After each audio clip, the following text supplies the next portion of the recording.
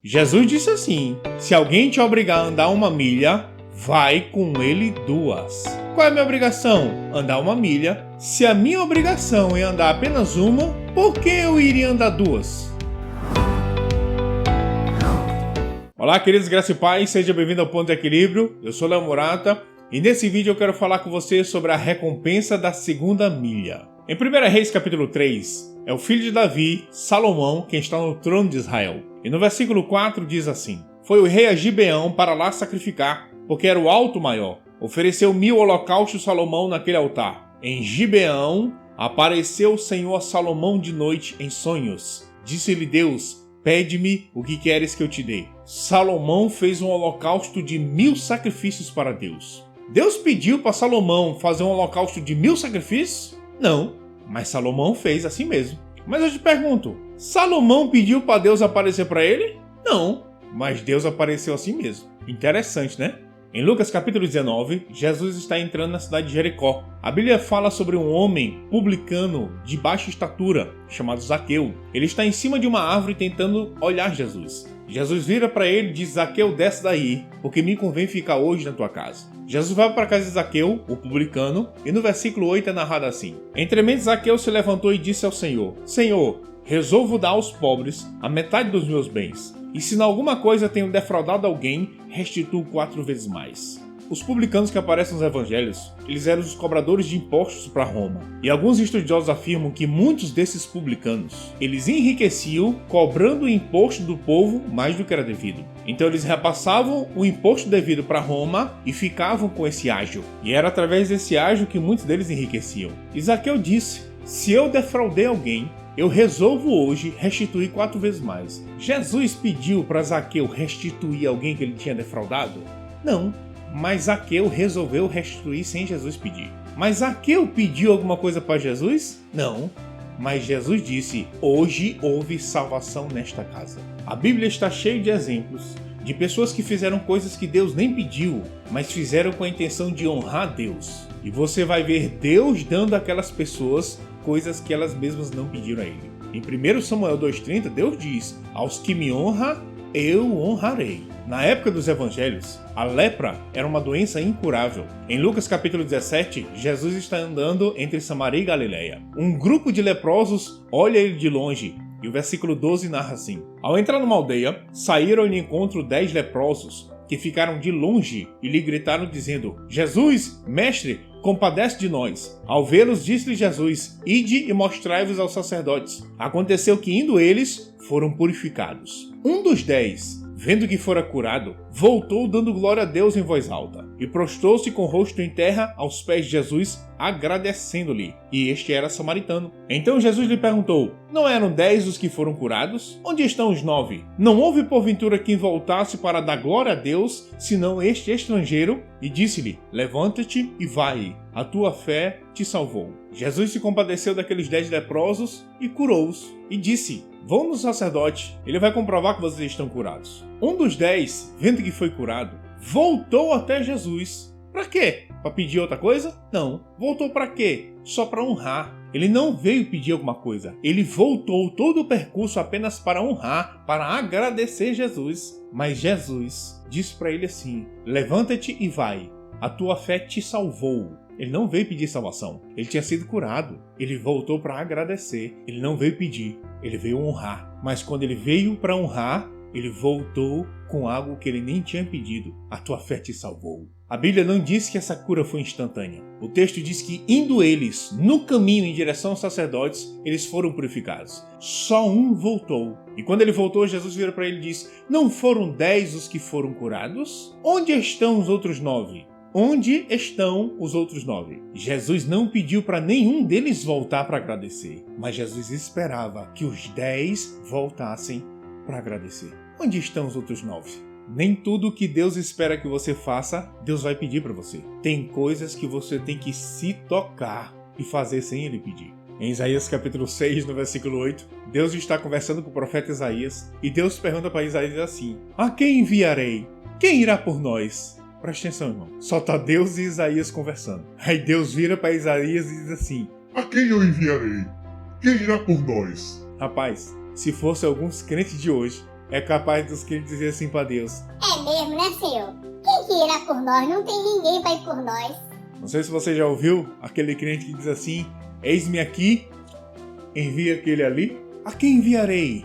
Quem irá por nós? Isaías disse: eis-me aqui, envia-me a mim. Graças a Deus, Isaías se tocou. Eu espero que esse vídeo te ajude a você se tocar também. Em Êxodo capítulo 35, no versículo 5, Deus está ensinando Israel sobre como ofertar. E Deus diz assim: tomai do que tendes uma oferta para o Senhor. Cada um, de coração disposto, voluntariamente a trará como oferta ao Senhor. Voluntariamente. Ensinando sobre como ofertar, Deus diz voluntariamente. O que isso quer dizer?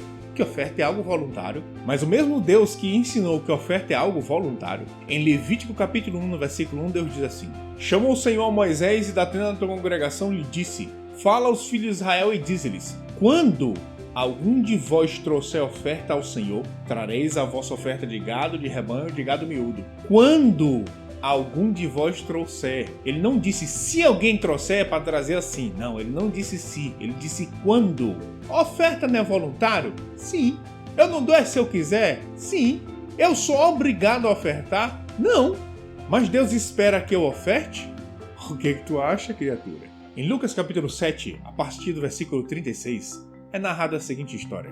Convidou um dos fariseus para que fosse jantar com ele. Jesus, entrando na casa do fariseu, tomou lugar à mesa. E eis que uma mulher da cidade, pecadora, sabendo que ele estava à mesa na casa do fariseu, levou um vaso de alabastro com unguento. E estando por detrás aos seus pés, chorando, regava-os com suas lágrimas e os enxugava com os próprios cabelos. E beijava-lhes os pés e os ungia com unguento. Ao ver isto, o fariseu que o convidara disse consigo mesmo: se este fora profeta, bem saberia quem e qual é a mulher que lhe tocou, porque é pecadora. Dirigiu-se Jesus ao fariseu e lhe disse: Simão, uma coisa tenho a dizer-te. Ele respondeu: dize, mestre. Certo credor tinha 2 devedores. Um lhe devia 500 denários e o outro 50. Não tendo nenhum dos dois com que pagar, perdoou-lhes a ambos. Qual deles, portanto, o amará mais? Respondeu-lhe Simão: suponho que aquele a quem mais perdoou. Replicou-lhe: julgaste bem. E voltando-se para a mulher, disse a Simão: vês esta mulher? Entrei em tua casa e não me deste água para os pés. Esta, porém, regou os meus pés com lágrimas e os enxugou com seus cabelos. Não me deste ósculo. Ela, entretanto, desde que entrei, não cessa de me beijar os pés. Não me ungiste a cabeça com óleo, mas esta com bálsamo ungiu os meus pés. Por isso te digo, perdoado-lhes são seus muitos pecados. Simão convida Jesus para um jantar na sua casa. Jesus aceita o convite. Quando está lá na casa de Simão,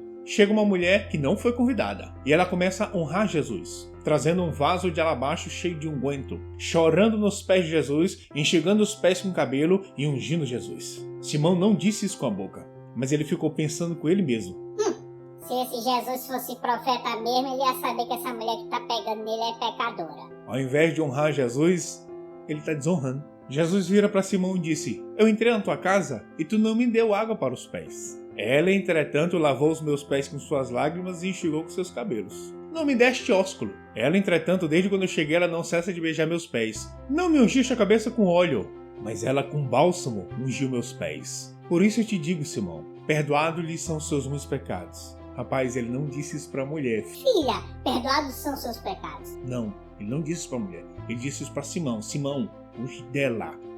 Eu perdoo. Agora preste atenção no que Jesus disse para Simão. Eu entrei na tua casa, tu não me deu água para os pés, não me deu ósculo e não me ungiste a cabeça. Se você ler direito o texto, você vai ver que Jesus não pediu para Simão fazer essas coisas. Sim, Jesus não pediu para Simão fazer, mas Jesus esperava que Simão se tocasse e fizesse.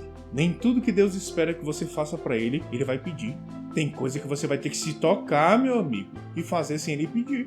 Agora no Evangelho de João, no capítulo 11, o famoso capítulo onde Jesus ressuscita Lázaro, no versículo 1 é dito assim: estava enfermo Lázaro de Betânia, da aldeia de Maria e de sua irmã Marta. Esta Maria, cujo irmão Lázaro estava enfermo, era a mesma que ungiu com bálsamo o Senhor e lhe enxugou os pés com seus cabelos. Você sabe o que aconteceu depois que Maria fez essa honraria com Jesus? Jesus começou a frequentar a casa dela. E por causa desse convívio que ele começa a ter na casa de Maria, ele fica íntimo de Maria, íntimo de Marta e íntimo de Lázaro. Tão íntimo deles, que esse é o único lugar onde você vai ver Jesus parando tudo e viajando só para ressuscitar o seu amigo que estava morto há 4 dias e cheirava mal. Em 2 Reis capítulo 4 é narrado sobre uma mulher que nem fala o nome dela, só diz o nome da cidade, Sunem, e ela é popularmente conhecida como a mulher sunamita. É uma mulher de posses, casada com um homem já idoso e que eles não têm filhos, e que ela começa a reparar que constantemente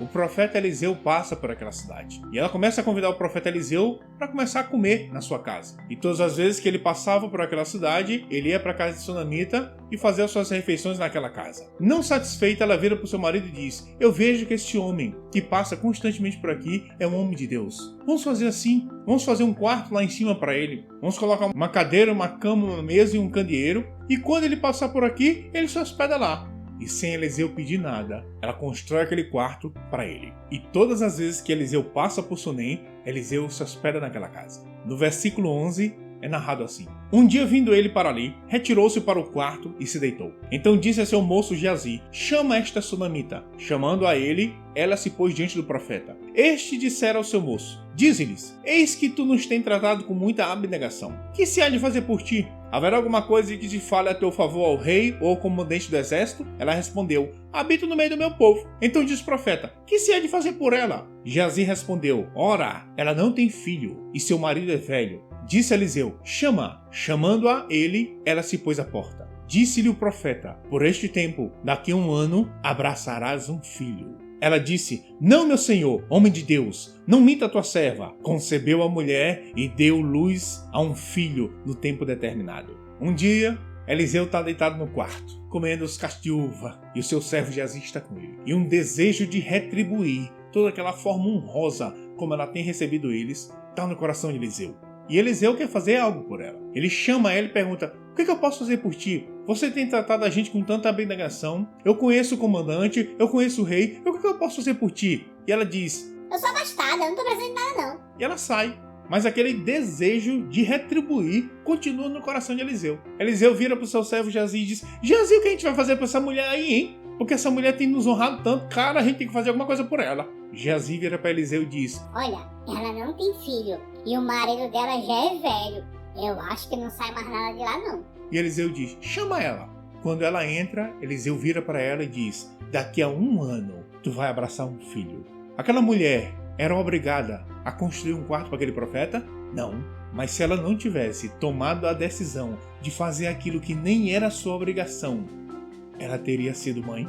Você vai ver esse padrão na Bíblia. Pessoas que fizeram coisas que eram além da sua obrigação, somente para honrar Deus. E você vai ver Deus fazendo coisas por elas que elas nem tinham pedido. É exatamente isso que Paulo diz em Efésios 3:20. Deus é poderoso para fazer infinitamente mais do que tudo quanto pedimos ou pensamos.